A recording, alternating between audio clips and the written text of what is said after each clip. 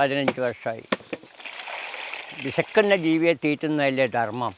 വനവൽക്കരണത്തിൻ്റെ ഭാഗമായി ആദ്യം അങ്ങനെ തുടങ്ങി വെച്ചു.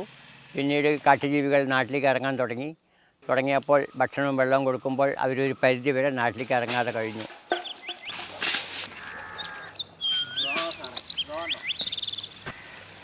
കാട്ടിൻ്റെ ആവാസ വ്യവസ്ഥ മനുഷ്യൻ തകർത്തത് കൊണ്ട് വന്യജീവികൾ ഭക്ഷണവും വെള്ളവും കിട്ടാതെ നാട്ടിലേക്ക് ഇറങ്ങി നാട്ടിൻ്റെ ആവാസ വ്യവസ്ഥ തകർത്തുകൊണ്ടിരിക്കുകയാണ്.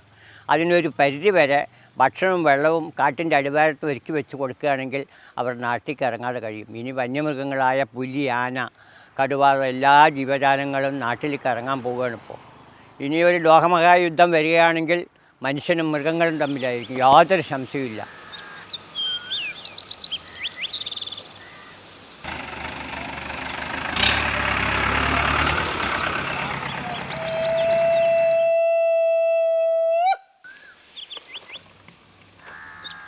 ഇവിടെ നിന്ന് 7 കിലോമീറ്റർ ദൂരം മുണ്ടൂർ വരെ പോകും. മുണ്ടൂർ വരെയുള്ള 3-4 പഞ്ചായത്തിൻ്റെ പരിധിയിൽ വിസ്തരിച്ച് കിടക്കുന്ന ഈ കാട്ടിൻ്റെ അടിവാരത്താണ് ഇത് വെച്ച് കൊടുക്കുന്നത്. 2 അഭിപ്രായങ്ങളുണ്ട്. ബാലേട്ടൻ മരം നട്ടുപിടിച്ചുകൊണ്ടാണ് ആനയും പുലിയും ഇതൊക്കെ നാട്ടിലേക്ക് ഇറങ്ങി വരുന്നത് എന്ന് ഒരു വിഭാഗം പറയാറുണ്ട്.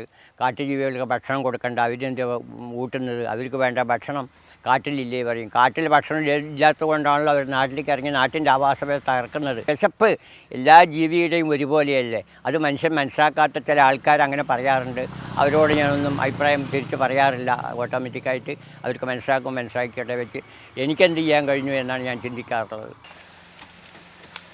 എ വി മുകേഷിനൊപ്പം Gokul V S, Mathrubhumi news, Palakkad.